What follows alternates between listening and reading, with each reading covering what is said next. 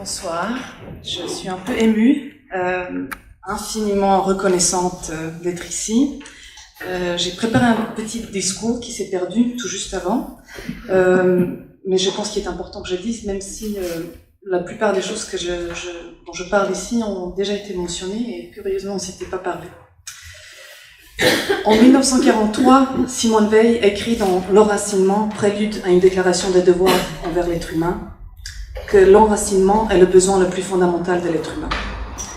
Ressentir naturellement l'émergence du sens par le lieu, la naissance, l'appartenance, l'entourage, voilà le sens de l'enracinement. Or, le déracinement forcé, cette maladie mortelle incarnée par la destruction systématique d'un passé qui ne reviendra jamais, c'est la catastrophe que mon pays et ma famille avons connue de près. Si je décidais de raconter notre histoire, c'est parce que nous avons vécu le vrai déracinement quand, du jour au lendemain, nous avons pu constater que nous étions soudainement privés de tous ces attaches qui donnaient le sens à notre vie. Vivre l'exil forcé, ce n'est plus être l'acteur de sa propre vie, mais plutôt le spectateur, sourd-muet d'une pièce de théâtre où quelqu'un d'autre tire les ficelles et nous déverse en pleine gueule la blessure irréversible de tous ces liens brisés que nous portons désormais comme une croix invisible. Mais nous ne sommes pas tout seuls, avait tendance à dire mon père comme pour nous rassurer. Il avait raison. 62 millions d'enfants sont actuellement touchés par les conflits armés. Certains réussiront à passer à travers, d'autres se laisseront entraîner par le désespoir vers la mort physique ou psychique. D'autres encore, comme moi, tenteront de faire des racines avec des mots, parce que nous sommes, comme disait Nancy Houston, ma Canadienne préférée, une espèce fabulatrice pour le meilleur et pour le pire. J'ai commencé à écrire mes toutes premières lignes à Split, dans un camp de réfugiés. J'avais 12 ans.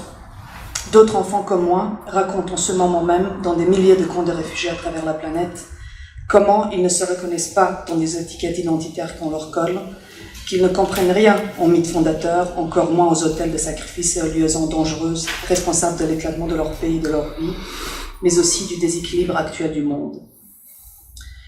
La Yougoslavie est un microcosme euro-méditerranéen et son destin, depuis toujours, c'est de préfigurer à l'Est ce à quoi aspire l'Ouest. L'Europe est dans un moment charnier de son histoire, car aujourd'hui elle tente de jeter les balises des lendemains plus enchantés. Elle cherche à inclure dans son histoire contemporaine une mosaïque de peuples aux destins et origines différents. L'Europe essaye en ce moment même de créer une communauté de destins et de cristalliser son histoire dans un sentiment commun.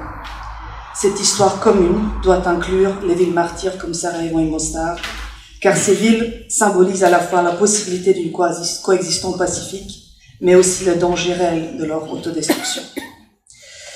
Je vais vous avouer un secret.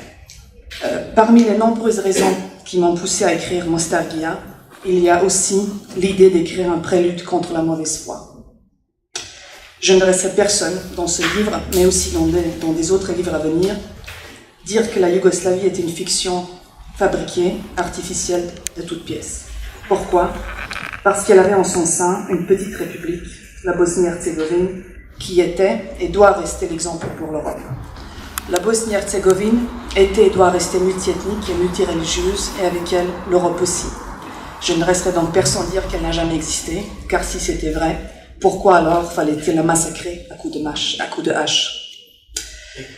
L'Europe doit résister à la tentation de l'abîme proposée par les réveils ethno-nationaux centrifuges cristallisés dans ces dangereuses conceptions mono-ethniques de l'État-nation. La France a enfanté cette idée jadis nécessaire, mais elle est aujourd'hui désuète et totalement irrelevant, comme diraient nos amis les Anglais. La France a la capacité et l'intelligence de proposer des modèles plus hétérogènes et plus inclusifs, surtout aujourd'hui qu'elle cherche à dépasser la prophétie de Malraux. Car ce XXIe siècle ne sera ni religieux ni nationaliste, il sera pluraliste et hétérogène, ou il ne sera pas du tout. Avec ce prix, vous témoignez avec moi que l'exil n'est pas une partie de plaisir, mais que malgré tout, il est possible de penser, depuis les tréfonds de ces ruines, à un futur plus lumineux, non seulement pour les peuples de l'Est, mais aussi pour une Europe unie, indivise, pluriethnique et plurireligieuse. Je remercie donc tout d'abord l'association des Amis VO, sa libraire, présidente ô combien originale et nécessaire, la ville de Lille, le jury, Madame Eliane Cerdan, Monsieur Julien Saparon, les autres finalistes dont les livres sont tout aussi importants et indispensables. Monsieur Guy Fontaine, j'espère qu'il est là, et ses essentielles et primordiales lettres européennes. Mes éditeurs des deux côtés de l'Atlantique, ma famille et surtout ma fille Éléonore, que j'espère arracher au tragique destin de sa lignée balkanique, dans laquelle presque toutes les générations qui l'ont précédée ont connu la guerre. Je remercie surtout mes lecteurs qui pensent avec moi que l'ensemble vaut mieux que les parties séparées. Merci vraiment du fond du cœur.